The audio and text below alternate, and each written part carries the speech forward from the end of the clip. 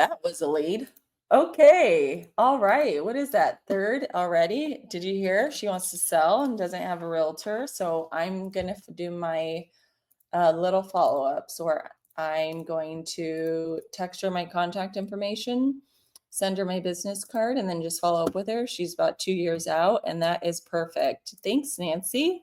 The right response from people, or people are being really rude, or something's off, it's probably because you're not matching, you're not meeting each other, you're kind of missing each other.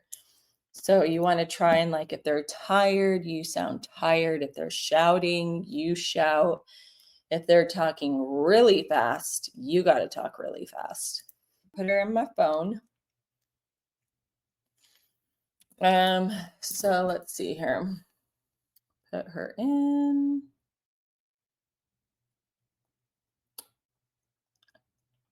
I like to put how I got them as a lead in the neighborhood. So if they ever call, which will happen, they call me out of the blue. And then I'm like, oh my God, who is this? And I have my little notes and my phone. And so while it's like ringing, I can see who it is, and it kind of jogs my memory. And they feel super special and happy when I say their name. So if she were to call me, be like, oh, Christine, hi. And she'd be like, oh my God, you remembered me.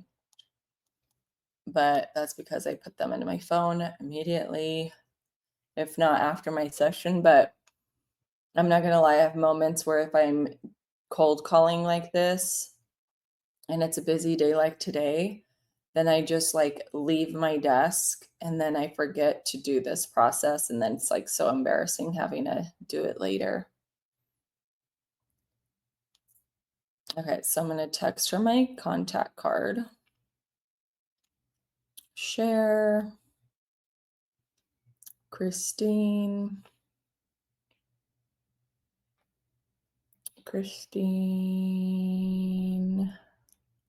There she is. And then my biz card. YT, yep, send. There. Okay, so I did that. I put my action plans and mark that off. And then I'm gonna put her in leads. All right, let's keep calling. All right, cool. 3 contacts, 1 lead. There you go. If you guys notice, when I get a lead, I don't get all excited because that will scare them off. And it's not like, oh, well, if you don't have a realtor, can I be your realtor? Can I stay in touch with you? Can I follow up with you? When that happens, it's much more of me pushing them away. Like, oh, okay, so you've already decided you wanted to sell. So I'm assuming, and I learned this from my friend Blake. He said, people don't like it when you assume things. As I say, oh, okay, so since you're already thinking or decided, you probably already have, I'm assuming you already have a realtor, and let them tell you no. Assuming you already have a family or friend who's a realtor that you turn to and trust, and then they're like, I don't trust any of them. And then they start throwing them under the bus, which is hilarious. Or they're like, just because my family and friends are realtors doesn't mean I would work with them. How you can kind of switch that on them. And then just like push them away, like as if you don't care that they want to sell. Then they like want to work with you, and then they look forward to hearing from you again. Get 0 leads, 1 lead, 2 leads, maybe more, 3 or more, which has happened. It just depends how much time you spend. I was calling with my friend Blake earlier. I was actually doing follow-ups and negotiations, and he was on the dialer. And he was on the single line dial, and he got 17 conversations in an hour and 10 minutes. Hey, Adela. Hi, Rachel. About to start making calls in my Miami neighborhood. Woo, woo, love it. Yes, go ahead. Get those dialers going. I just started. So if you want to call with me, go for it. Pull up your Mojo Dialer and start calling. Sarah, it was me yesterday. Yes, it was you. I just finished an hour and 20 minutes today. Congratulations. 10 conversations, 1 lead, 5 years out. Now, that's actually really good because that person can turn into all of a sudden in 2 years or 3 years, possible investor and buyer for my investor list. Okay, there you go. I would say, I've tried dabbling with investors. It didn't go well for me, and that's fine. I've tried so much. I will say the best investors are the investors who actually are more like mom and pop, who have like 2 to 5 properties. Um, and they're more baby boomers, and they just get to a point where they're tired of being a landlord, and then they just want to offload their properties. And so then you actually end up selling most of their properties aside from the one that they live in. Those are my favorite, and that's probably like 80% of my business are people like that who have more than one property and they have like another one with a tenant or 2 or anything like that. I was circle prospecting today. I need to find some now business too, though. I totally get it. And I'm not going to say that this is something where you're going to have business tomorrow or in the next few months.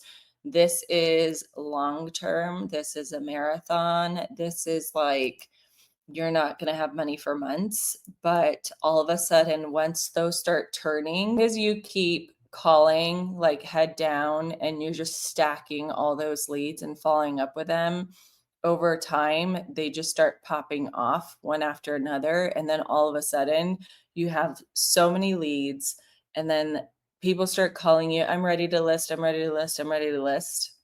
And that's kind of where I'm at right now with like exponential growth.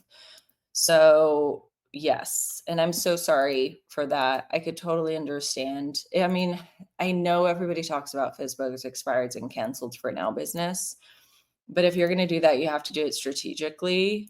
I would not say getting into that whole rat race of calling early in the morning. You don't wait till the next day to call them. Like if you're waiting at 7:38 in the morning, then that morning when everyone else is calling, you're going to get chewed up and spat out really quick.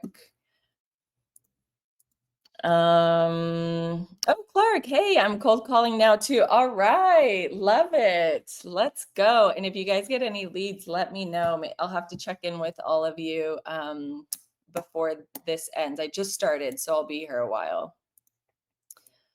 I like mom and pop too. The hubby is trying out wholesaling though, so I'm building an end buyer list.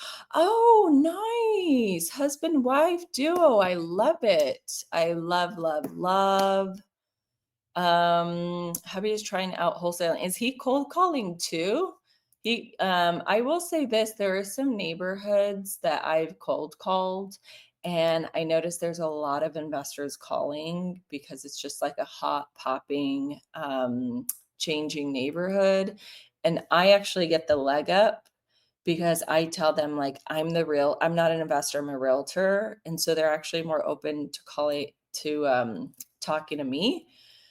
But what's good is you could probably do it where you meet with them like, hey, listen, I'm a realtor, but my husband's a wholesaler. Then you kind of give more options to homeowners because maybe they don't want to put it on the market.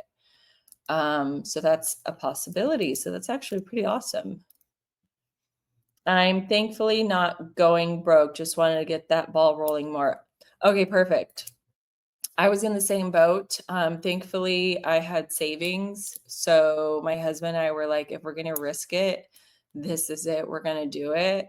So that's when I was like, I'm all in because 2023 was not good at all. But if you can just keep your head down and just like call like a mad woman and just like stack up those listings, you're going to be totally fine. But yeah, I tell everyone you're not going to have a check tomorrow. You're not going to have a check in 30, 60 days doing this. It takes months.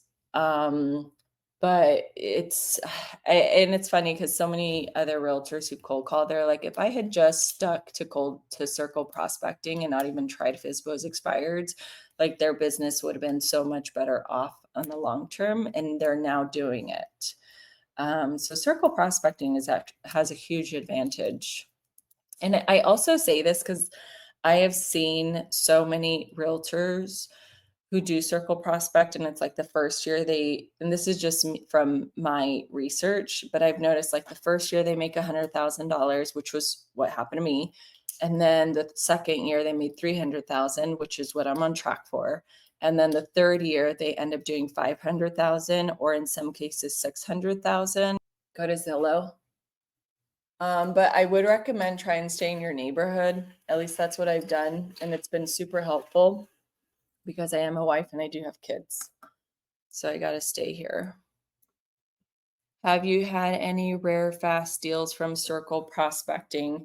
I think the fastest was like in 2 months. I called them and I listed them. 2 months. Or actually it was 1 month. I was back in 2024. I called her, I think it was February like 1st or February 4th or something, and I listed her in March. Totally wanted to talk to me, and that was another lead. He was telling me all about the building, and I even asked him about the family and friend, and he said, "Oh, I wouldn't go that far." I'm like, "Okay, I'm going to send you my business card." He wouldn't really give me a timeline, but it sounded like the tonality from his voice, he was definitely kind of thinking about something.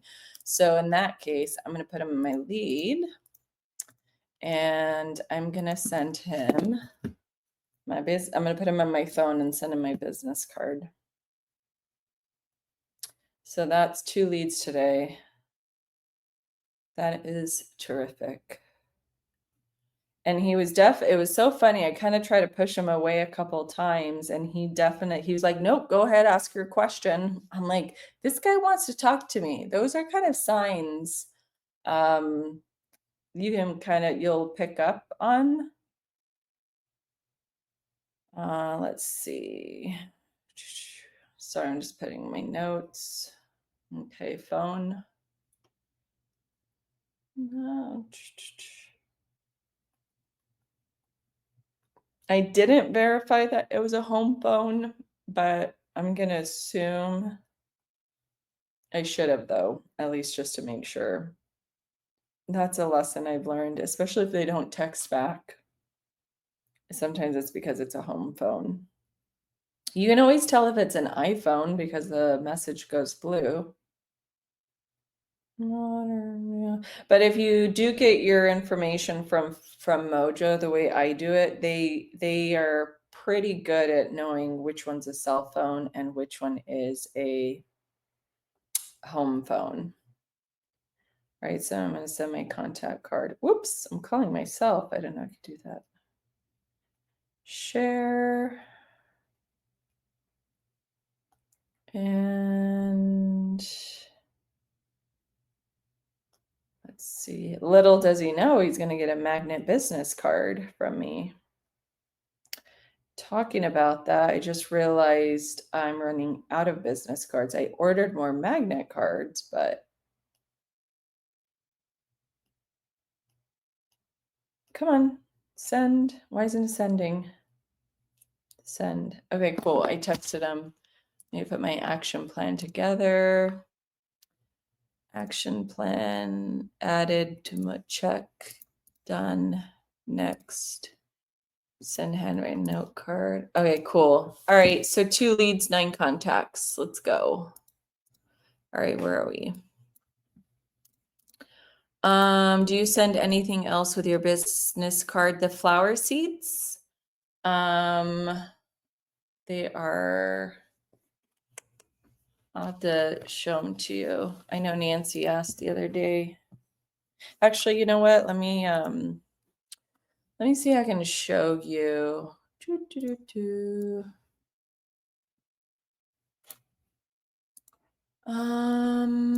So I send 2 business cards. One that's a magnet that you kind of make like DIY. And then let's see. Sorry, hold on. Okay. Yeah. Okay. Let me show you. Share. Okay. So if you're on my channel, There's the link I put here for you guys. So this is everything I use for business. So if you actually click it, it'll take you here. So this is the business magnet cards. This is all from Amazon. So these are the actual business cards I use. I like these because it comes with a whole like kit, a whole packet, envelope, stickers, and it's the cheapest I found that are super cute and good quality. And then these are the business magnet cards. So you just like peel the sticker off and then put your business card, and it makes your business card into a magnet. But you want to put a magnet and then a regular card. So I put two. And then these are the flower seeds. So this first row is everything I send when they're a lead. Oh, Nancy, yay.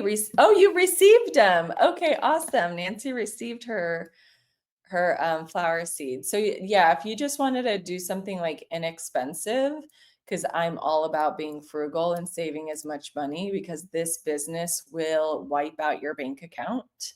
And there was a point where I was spending so much money. I was like, there has to be a better way. I have to find a better way. This is BS in my book. Like this is not running a company. This is not it.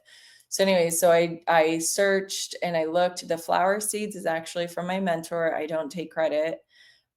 His mentor started using it. And then he started using it, and then he told me to start using them. So I do the seeds. So feel free to get them there if you want. Nancy said she got her flower seeds. I know a lot of other people have been mentioned, like they got the magnet business cards.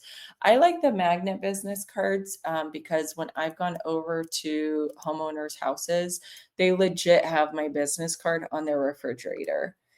And when I take a listing, I actually put a business magnet on the refrigerator, because I remember someone telling me, even after you sell that property, the new owner, the likelihood of them taking down that magnet off the refrigerator, like they just don't. And then one day, you get a call from them that they want to sell, and that was just because your business magnet card was on the refrigerator. And it was so funny because there was this other realtor. She'd been in the business, I think, like 20, 30 years. She's actually on the board of the association here in South Florida. And she was teaching the ethics class. And I mentioned that to her. And then she whispered and she goes, "Don't forget the AC and the water heater." I was like, what? Oh my God, this is like a thing people do. So get the business magnet cards if you're going to get anything. And the cards. And then I know Sergio, I know he's not here. Maybe he's out on his listing today right now. But I get my stamps from the grocery store. Going to the post office, unfortunately, can take forever. But anytime I'm at the grocery store, or I tell my husband, like, go to the grocery store, I need more stamps. Yeah, and then I just kind of keep them in my wallet. So I always have them with me. All right, cool. Oh, Lady Noelle, I don't know if she's here, but she did mention to me. So like after I text someone my contact information, like just now, these two leads, they like never respond. They like almost never respond. But after I send the business card, I got to drop these off. Or excuse me, once I send the handwritten note card, then I follow up and ask them if they got it. That's usually when they respond. They're like, "Oh my God, it's so cute, so nice. Thank you, so thoughtful. How sweet. What amazing." Like they usually 80% of the time they respond and say that they received it. Or they might say, like, if it's a gentleman, they might say, like, "Yes, got it, thank you." Or like, "Yep, yes, I did." Rachel, such an amazing idea. Only one stamp for local mail, right? Yes. Yes. Yes, yes. Oh, you know what I'm thinking? This one is like this first, maybe second time. This is the second one that ever gets returned to me. The first one I actually got. First one I got back. It was just recently, and it was a divorce lead, and the husband wrote all over the card and said she never lived here. And I was like, But yeah, so this one actually just got returned to me for the first time, but it says box opened, no mail. I'm like, okay, I don't know what that. They do take so long to return mail. Isn't that weird? From January, it's April. I literally got it in the mail. As someone who TCs for tons of brokerages, that's true. They will quickly throw agents under the bus. They do not have your back for the most part. Thank you, Sarah. I feel like I've been on a lonely paradise island. Not that I preach it, but I do believe it's a false narrative. A lot of newer agents believe like, oh, if I go with such and such, if I go with such and such, there's such a big company and they have a big legal department. Did you know they're just taking your money and they're using it to protect themselves? Like any legal costs or any if you get into trouble, it's not to protect you, it's to protect themselves. So do not think for a second that your broker is going to have your back. So actually, thank you, Sarah. I really, really appreciate you saying that because it's absolutely so true. Hey, David, good to see you. Some of the other people here are actually making cold calls. And if anyone has leads while you're if you guys are getting leads, put it in the chat. Would love to see the camaraderie. I do already have 2 leads. I've been calling for 59 minutes and 12 contacts. Kai, oh, I thought you left. You said hello, goodbye. Yep, even the omissions is to cover their own butt. There you go, because the contracts are between the broker and the client. Look at you guys, you're so knowledgeable. I love it. Yes. And so now the errors and omission that I have is to cover my own butt. Is it Kai Shu? I own my own brokerage, and my own brokerage is for me, myself, and I. My husband is a real estate agent and he does have his license hanging under me, but he doesn't really practice. He just helps me with showings and like showing up to places or inspections if I can't make it. So he just kind of helps me a little bit, but he doesn't actually like do transactions. It is really why I just decided to have my own brokerage. Would you work with me if I sent you leads under a broker agreement? Any referrals, absolutely. As long as it's a homeowner. I don't really do buyers. I've seen one office have their agents back when things happened, and they recently changed ownership, sadly. Oh, that is sad. But the fact that you've seen one office, it's like, come on, like there just is no more loyalty anymore. It's so sad. Clark, there you are. Thank you. No lead yet. Haven't gotten anyone on the phone yet. I'm dialing in Atlanta, Georgia.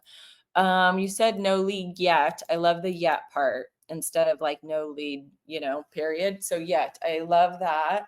Haven't gotten anyone on the phone. That's what I'm kind of wondering. What you said you haven't gotten anyone on the phone. Are you hand dialing? Are you using Mojo? Are you calling FSBOs expires? Are you circling? Because if it's FSBOs or expireds, the likelihood of them answering is so slim unless they're a fresh lead like within the hour.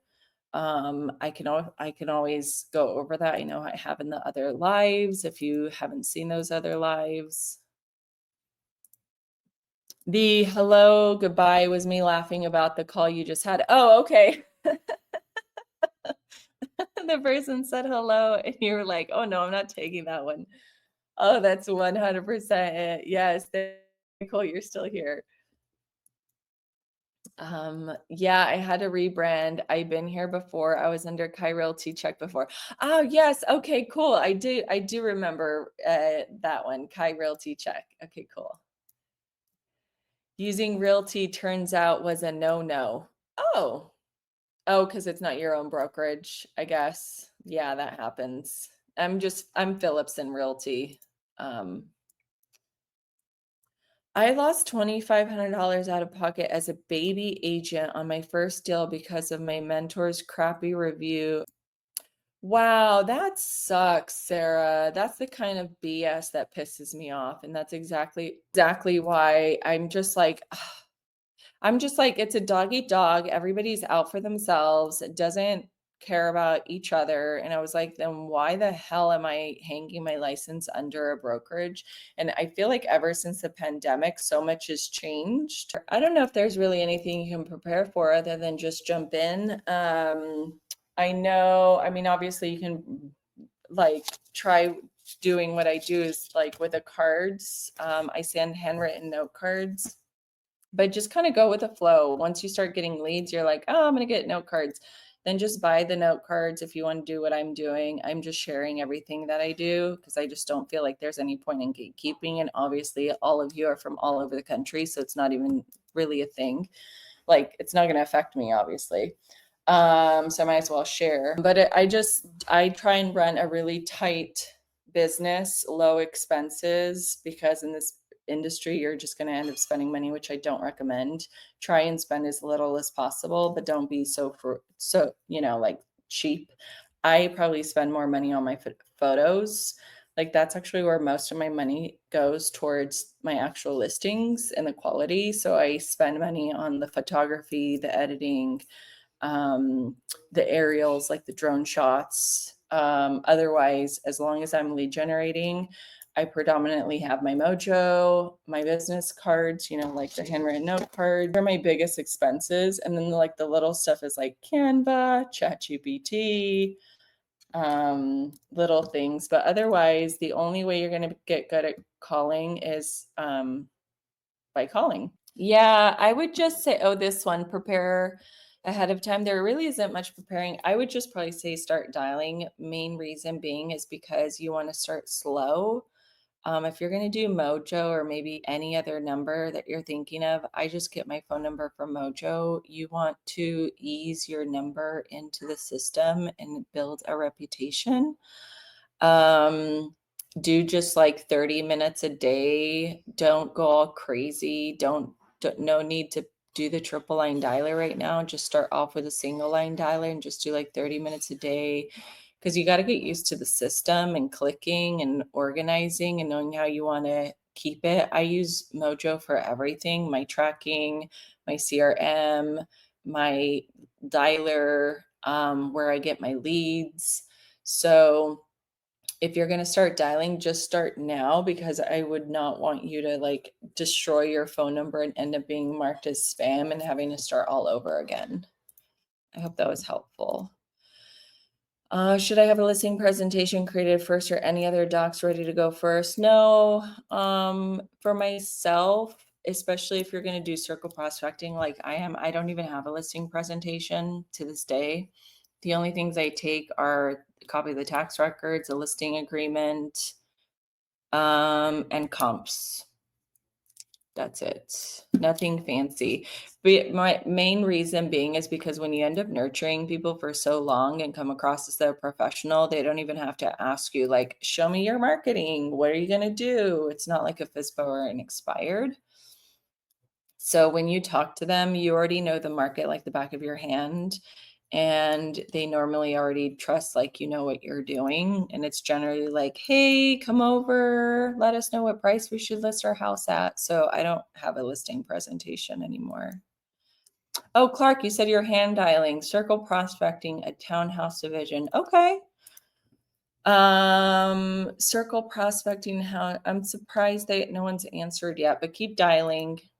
I'm assuming when you say hand dialing, it's obviously like through your phone, which is good. Because you are hand dialing, you can only hand dial for so long and like so many numbers, and telephone carriers recognize that. So the likelihood of your phone number being marked spam has a lower risk because you're not calling like a dialer is, which is good. Just be easy if you end up texting people, especially a lot of people. You can get marked spam a lot faster than just calling. Can you recall ever getting any leads after leaving a voicemail? I never did. I never really have. I haven't done the voicemail thing. Blake in our inner circle, he's testing it out and he's doing it. My mentor, he leaves voicemails, not for everyone though. I need to ask him a little bit more about that. I'm still learning from him, but I haven't done voicemails. Just dial. Oh, look at Rachel. She knows. Yes, just dial. Oh, wait, what am I doing? What is this? Yes, just dial. Thank you, Rachel. When the call doesn't pick up. No, yeah, I don't leave a voicemail. I don't. I mean, I could probably experiment with that at one point, but just right now I'm not. How do you get that beep before someone picks up? It's a setting. Good question. It's a setting in Mojo. I wonder if you can Google it. Mojo beep setting. Just so you guys know, I Google almost everything, and everything I know is either through YouTube or Google. No. Okay, it's not there. All right, let me see. Mojo. The beep has been a lifesaver for me. Because when they answer and there's no beep, you don't know. And then all of a sudden you hear someone breathing on the other line. I'm like, creepy. Okay, maybe settings. It's a little toggle button. Oh, here. So go to, I wonder, okay, anyone who wants this, I'm going to say it. If you want the little live, it's called live answer beep. If you're in your Mojo where it says welcome and then it has your name. Hello, Julio. Press 1 now to continue. It says your name. Click on it and then a menu drops down and then go to settings. And then when you're in your settings on the left-hand side, it says power dialer. It's kind of like below dialer Mojo caller ID, it says power dialer. And then you'll see it says live answer beep. It's a little box. You want to check mark it, use live answer beep. That's how I get that beep. And if it doesn't, like say you toggle it on and you're not hearing it, then just close your Mojo out and open it back up again because I might have to reset. Is Adela's process to circle prospect plus send handwritten note card plus anything else? I'm new to her channel. Oh, hey, welcome. Living in North Dallas. Yeah, so welcome. I cold call, I circle prospect. I do almost everything within Mojo. I text, I send handwritten note cards, and I follow up with people over a long period of time where they basically just end up inviting me over to their home. So for example, I did a bunch of follow-ups yesterday and I have 2 appointments for tomorrow. And one gentleman, I made contact with him December of 2023. And then the other one I made contact with them in July of 2024. Hence it's April 2025 and I'm meeting with them. And then I have another one set up for Friday where they called me and said, we're flying in. My sister and I are ready to sell our mother's condo. That is correct. But like, gosh, I wish you guys could be like a fly on the wall. And when I take listings, because they're just like so super easy. It's just a very casual, comfortable conversation you end up having with homeowners. But the biggest reason being is because you've known them for months. Like, you know their personalities, you get along, you joke around, it's not awkward. They know you're there to list their home. They really just turn to you on price because you've been keeping them up to date on the market for so long. They kind of feel like they don't know as much as you. So I've had moments where I'm like, well, was there a price you want to list at? They're like, we don't know, like whatever you want to do, just tell us, we'll sign. I'm like, okay. It's kind of like a zombie, like, Adela, where do we sign? Tell us what to do. It's kind of that attitude, which I would take any day compared to FSBO and expired. Clark, okay, thanks. Absolutely, you're welcome. Rachel, do you have an IDX website? If so, through what platform? excellent question. Sounds like you know what you're talking about. So I have had other IDX websites and I realized it was a waste of money. And I didn't like the fact that I had to keep paying someone to make changes to my website, and it would take weeks, if not months, because they'd be a third party. And they're like, well, we have all these other clients. We'll get to you when we can. And it was just me constantly chasing them, which I thought was BS. And at the end of the day, if buyers and sellers or whoever, the consumer, the public wants to look at houses, they're not going to look at your website. I'm sorry. And I'm just speaking from experience. And just so you know, the MLS, maybe if you guys don't have your own website, did you know MLS makes money off of you by doing IDX website feeds to your website, which I just think is another like scam, in my opinion, because you have to pay for that feed to go to your website. I'm like, are you kidding me? You want more money from me? So I stopped with that. So I actually have my own website. It's not the greatest, but I'm definitely getting more eyeballs on it than my other websites because this is more organic, whereas the other ones, it was just for running ads, which I stopped doing that because that was another waste. So I just manually input my own listings on my website, and I use that website as a tool. And that's what I send to sellers over time. Like if I have a listing, I'm like, look at my new listing. If it's under contract, I'm like, I just got this one under contract. So those are the links that I send to homeowners for my emails as well as my blog. So I have website, blog, and emails all hooked up.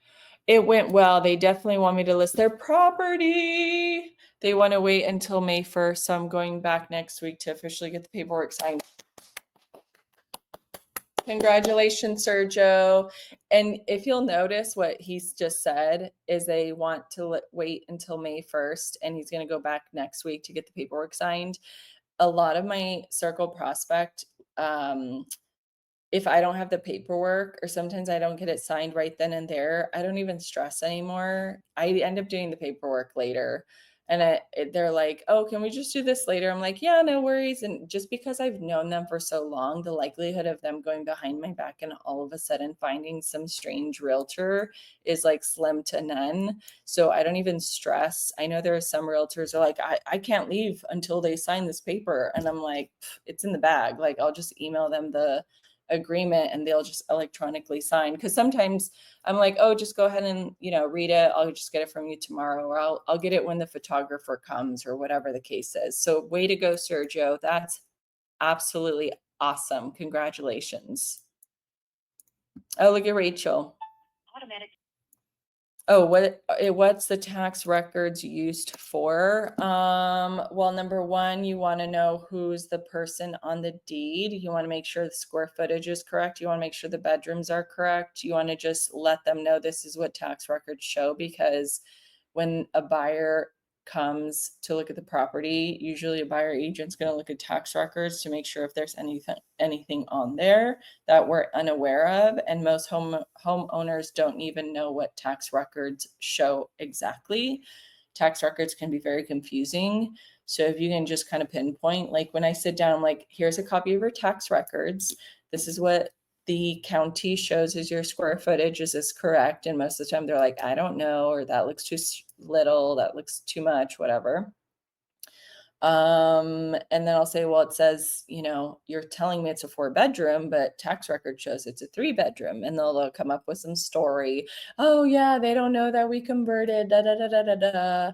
So you can actually get a really good conversation going when you pull up tax records and just kind of even go over it with him. Like, this is what tax record shows. This is a person on the deed. Is this correct? And you'd be surprised it's not always correct. They'll be like, I thought I put it in a trust. And like, no, it's not in a trust, ma'am. It's like, you did not do that. You thought you did, but it's not. So having tax records is Sergio, thank you, everyone. Thank you, Sergio, for actually joining, watching, taking action. Hello, taking action, making the call, doing your follow-up. going on the listing appointment. It's absolutely perfect. You're doing great. Everyone's doing great. Keep it up. Keep it up, everyone. You cannot take listings and get commission checks unless you have leads. And everything is a downline, downstream from lead generation. And I honestly can't even thank you enough. Adela, your videos help gain this client. Oh my God, Sergio, you're too sweet. You did the work. You're the ones who did the work. You're very welcome. Oh, look at Sergio. Her videos really do help y'all. Okay, now everyone. So everyone, Sergio is saying go back to January 1st and watch all my videos.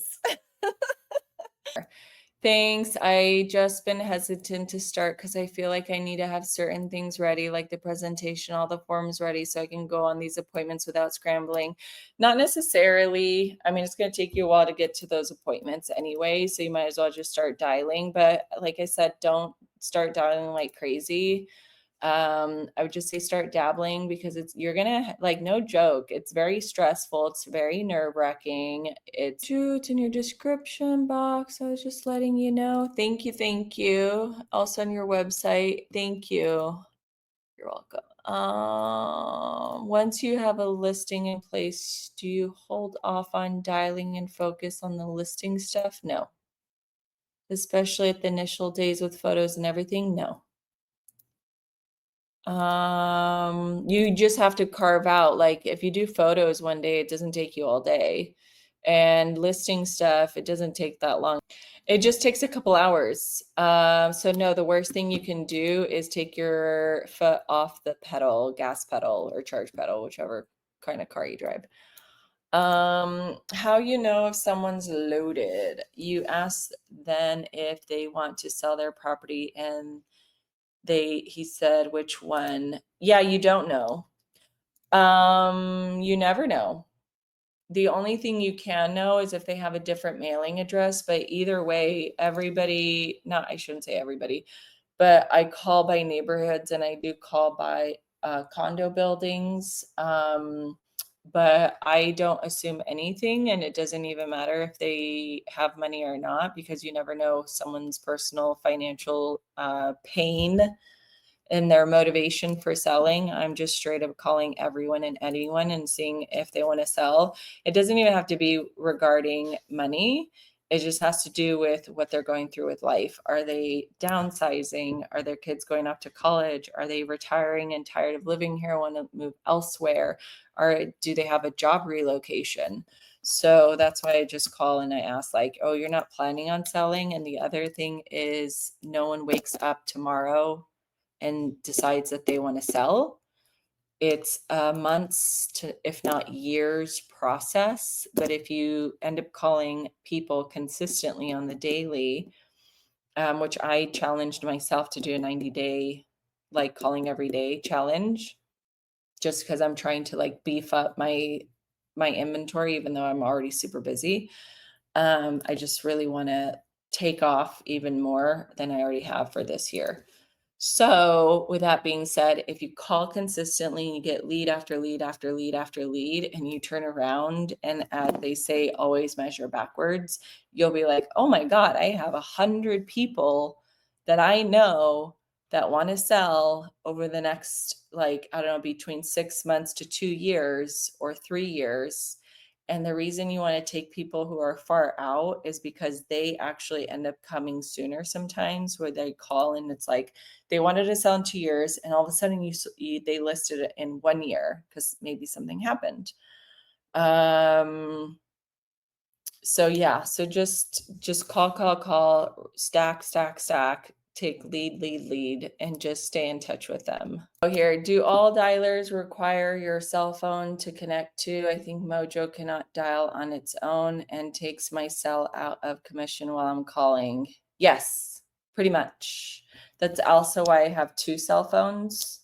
Just so well, there's many reasons why I have 2 different cell phones. So yes, it does. And I actually put it on do not disturb because people will call you back and it will be very distracting with a beep. Does the headset connect to your cell or the computer? To the phone. But normally I do my little Bluetooth because I don't like to be tied down because I trip and stuff. So I'm trying to not move too much. But otherwise, I just use these when I dial. But this is just for you, the whole headset. I just refuse to wear a headset anymore. I used to work at a couple different call centers in my past. So yeah, this is hooked up to my phone. And obviously I have it on speaker so you can hear the intro and how they react to my intro. 19 conversations. Wow. And I'm on a single line dialer, guys. So like if you're you do not have to do the triple line dialer right away. If you can only afford the single line dialer, terrific. You can do a lot with a single line dialer. So I'm on a single line dialer, an hour and 47 minutes, 19 conversations, and 2 leads. Okay, so I can use a micro headset via the computer. Don't need a cell phone headset to call. I'm not 100% sure how you do it through the computer. Maybe you can, maybe it depends on the dialer provider. Like if you go with Enzo, ask them how they operate, or maybe call Mojo. And I would say circle prospecting is my best because people are just so much more cool. It definitely makes it way more fun to call. I actually thought maybe he was going to be a lead. But it did not turn out to be, and that's fine. He was kind of on the fence, but then once he started saying like, where would I go? Interest rates are too high. And as I always say, I'm not here to convince anyone. If you call so many people, you basically trip, fall, stumble upon FSBOs, expireds, absentee owners, people divorced, downsizers, people are going to assisted facility. Was it assisted? So there's plenty of business to go out there because everybody has their own pain and their motivation for selling. It's just really trying to find that gold or that needle in the haystack. And it's just kind of like I'm hunting. Oh, yes. Thank you, Sergio. I know I was kind of mentioning at the beginning, I was like, oh, I don't know if you guys have been following. I was in my bedroom before in my corner. Now I'm here back in my office. It actually took me, I still have like a side to reshuffle and like get all my stuff back into place. So I'm very excited to be back at my desk. Thank you for noticing, Sergio. I kind of feel a little bit more at home and I have more space because there was like literally a little thing and I was there for like 3 weeks. And just so you guys know, all you need is a computer and a cell phone to do this. You don't need anything fancy. You don't need to make up excuses, come up with ideas. Do I need this? Do I need that? I need this program. I need this software. Like I am going and like slim, super slim. I swear closer to the 2 hour mark. It's so funny. It's like we start getting loopy or like tired, a little mad or a little crazy, stir crazy, I guess. That's why I say like if you want to try and do more than 2 hours, sometimes like if you want to do 3 or 4 hours, you kind of have to break it up into sessions, like where you do 2 hours early in the day, do a bunch of stuff, work, whatever, and then 2 hours late in the afternoon. So it kind of feels like a fresh start.